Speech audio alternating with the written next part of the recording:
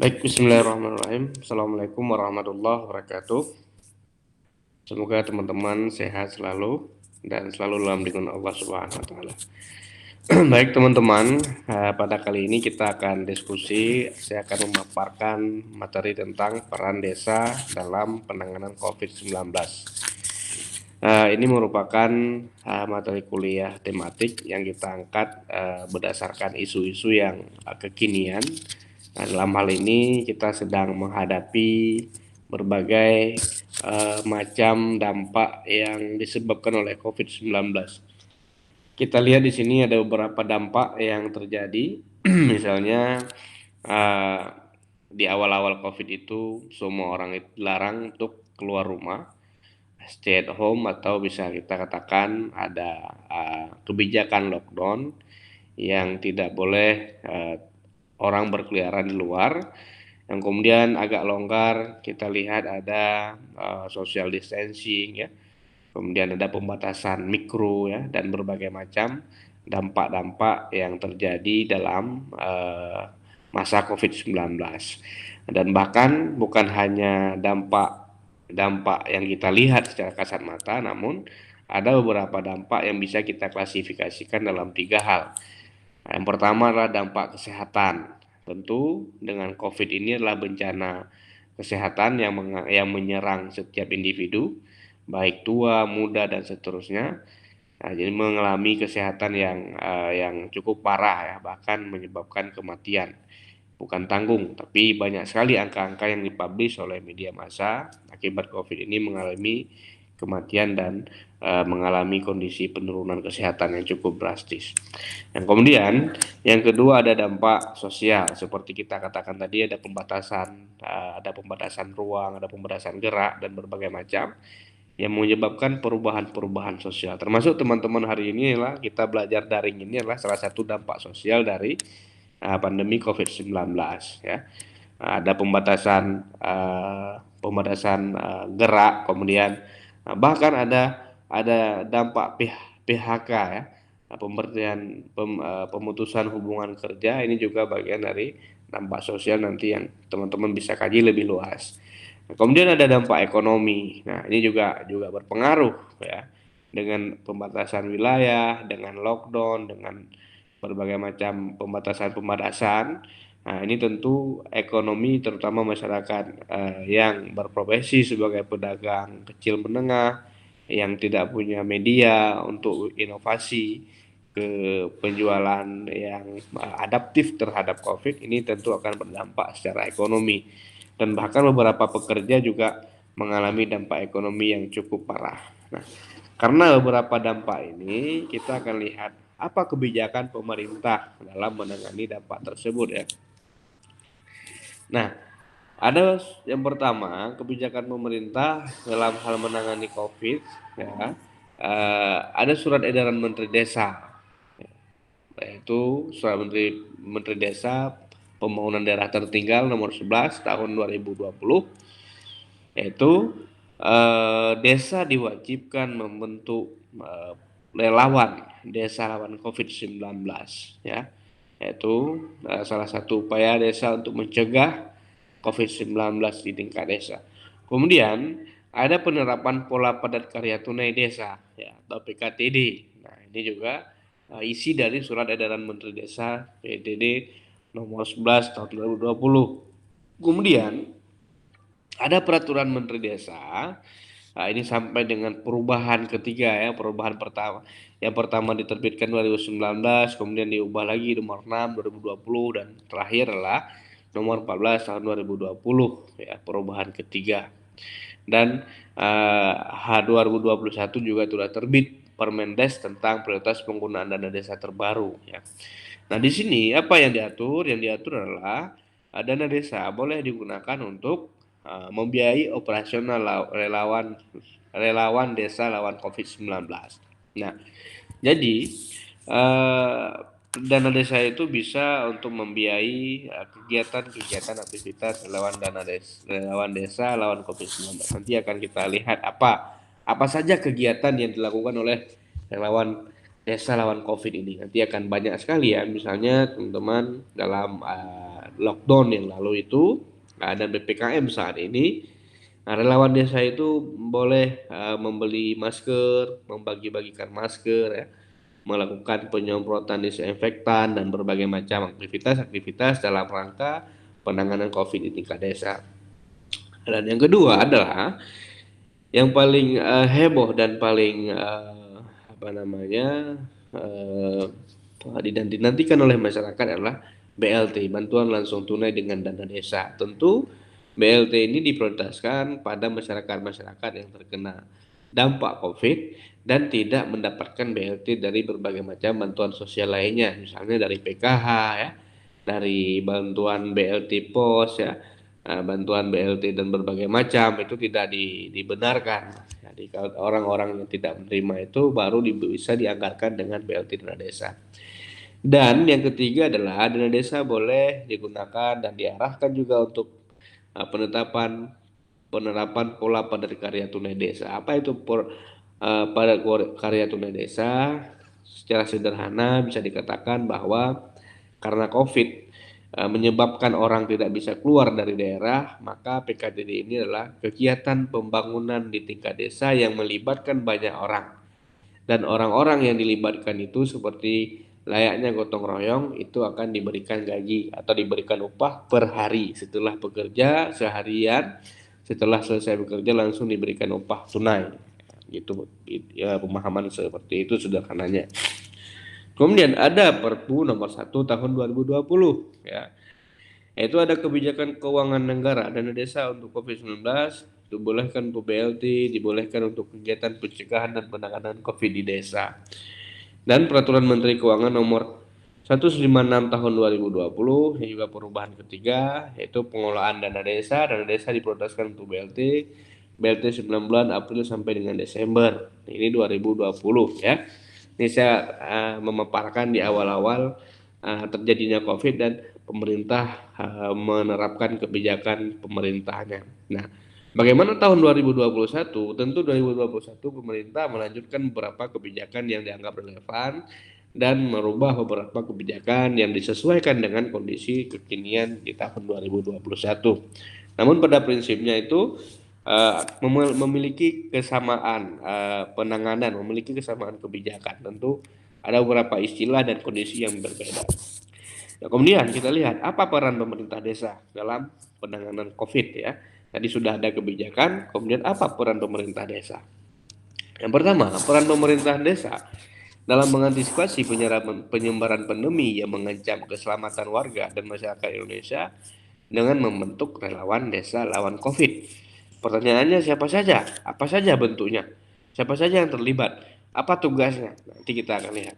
Apa tujuannya? Tujuannya adalah untuk mendorong terciptanya tata kelola desa serta memastikan langkah-langkah pencegahan dan penanganan COVID-19 di desa berjalan efektif. Relawan desa lawan COVID-19 dipimpin langsung ya. Ketuanya itu dipimpin langsung oleh kepala desa atau kesi ya, dan tuhaput kampung. Ketua kampung itu sebagai wakil ketua, sedangkan kepala desa itu sebagai ketua tim. Nah, kemudian pengurusnya itu terdiri dari aparatur desa, dimulai dari sekdes ya, bendahara atau kaur keuangan, kaur berbagai macam sampai dengan kepala dusun. Kemudian ada anggota Tuhapur Kampung serta berbagai unsur stakeholder yang memiliki keterkaitan tugas dan kewenangan di masing-masing desa. Seperti Karang Taruna itu juga dilibatkan dalam anggota relawan desa lawan COVID ya. Ada pendamping desa, bidan desa, babin kamtipmas ya. Dari unsur kepolisian, dari unsur TNI ya, Babinsa dan berbagai tokoh kelompok masyarakat lainnya yang terdiri dari berbagai macam latar belakang, namun dia memiliki keterkaitan tugas dan kewenangan di level desa masing-masing tersebut. Nah, jadi ini perannya. Peran pemerintah desa dalam penanganan COVID yang pertama sekali adalah membentuk relawan desa lawan COVID-19. Nah, dengan adanya kegiatan-kegiatan penanganan COVID dan pencegahan COVID di desa itu, maka tadi disebutkan dalam kebijakan pemerintah itu dibolehkan dana desa itu digunakan untuk COVID-19. Untuk apa saja? Yang pertama adalah untuk operasional relawan desa lawan COVID-19 ya. Untuk biaya rapat-rapat ya, untuk biaya pengadaan eh, pengadaan cuci tangan ya, untuk alat cuci tangan, wastafel ya, wastafel portable dan lain-lain, sabun, untuk hand sanitizer, untuk masker, untuk disinfektan dan berbagai macam kebutuhan-kebutuhan yang mana ini merupakan sebagai operasional relawan COVID-19. Nah, kemudian kita lihat lagi untuk BLT ya. Kemudian kita lihat lagi untuk kegiatan PKTD. Nah, ini adalah beberapa kegiatan dana desa yang bisa digunakan untuk COVID-19 ya. Nah, apa saja relawan relawan desa lawan COVID-19? Nah, seperti saya sebutkan tadi, ada ketuanya, ada wakil ketuanya itu ketua HPUD, anggotanya juga, kemudian mitranya adalah Babin Kaptimas, Babinsa dan pendamping desa. Ini adalah beberapa struktur ya. Kemudian ada sebentar ya.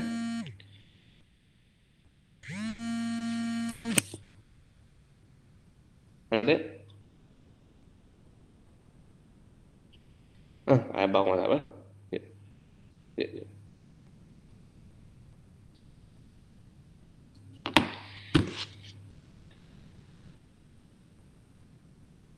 Ya, kemudian tugasnya adalah menyiapkan posko relawan. Menyiapkan posko relawan ini pertama adalah menyiapkan tempat sekretariat di mana masyarakat bisa melapor, bisa mengadu, bisa berbagai macam melapor memantau perkembangan masyarakat yang masuk ke desa dan masyarakat keluar desa. Melakukan edukasi dan sosialisasi pencegahan dan penanganan COVID-19, penyemprotan disinfektan dan penyediaan tempat cuci tangan dengan sabun ini ya, wastafel portable. Kemudian penyiapan tempat khusus penanganan, membuat pos jaga gerbang desa dan memastikan tidak ada kerumunan warga.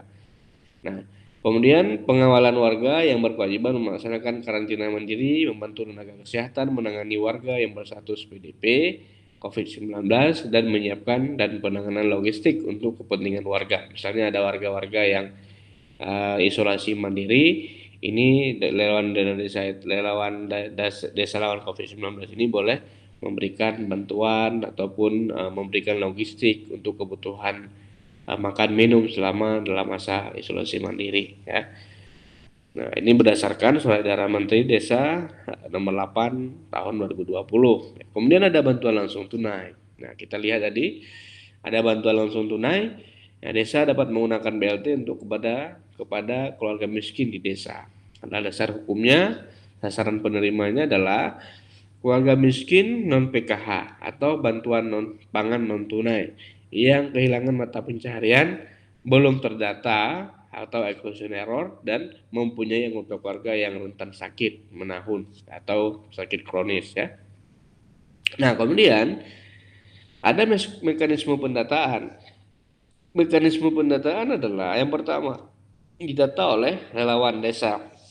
Lawan COVID-19 siapa saja yang tidak menerima PKH namun dia miskin dan mengalami dampak COVID ya. Kemudian basis pendataan di RT RW yaitu dilakukan oleh dusun. Kepala dusun berkoordinasi dengan tim relawan COVID yang ini dipimpin oleh kepala desa atau pakrisi ya.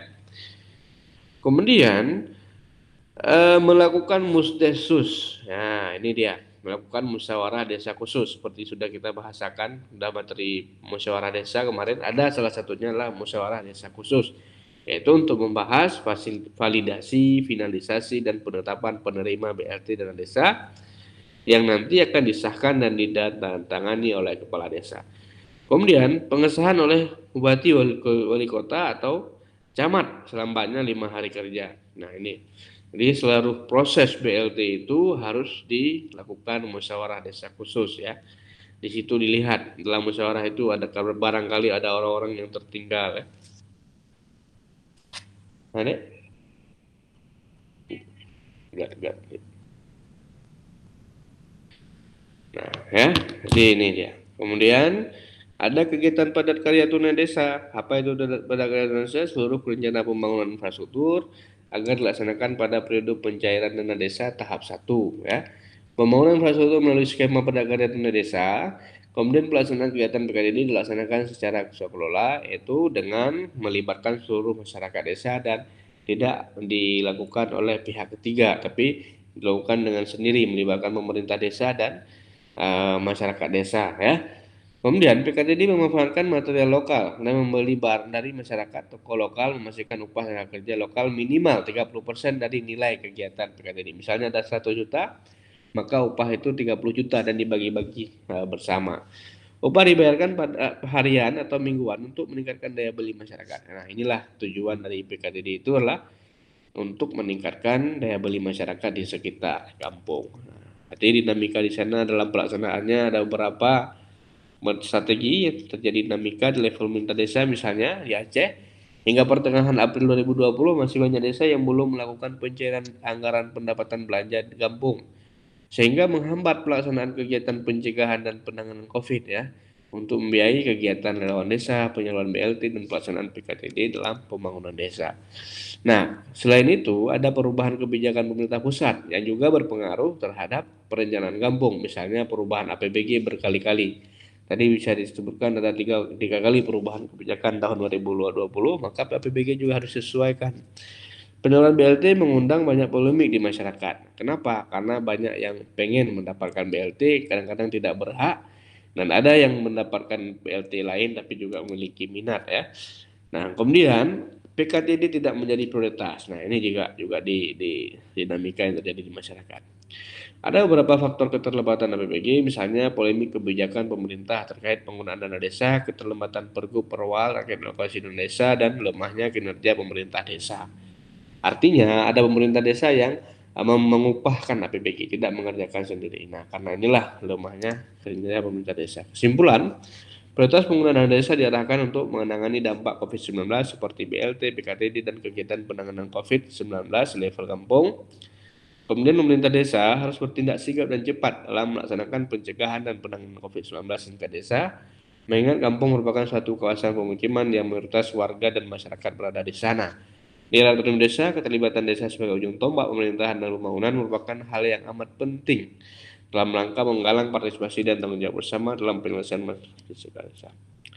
Baik, demikian barangkali untuk presentasi dan materi hari ini. Teman-teman silakan belajar. Nanti kita akan diskusi secara bersama-sama. Demikian saja. Billahi taufik wal hidayah. Assalamualaikum warahmatullahi wabarakatuh.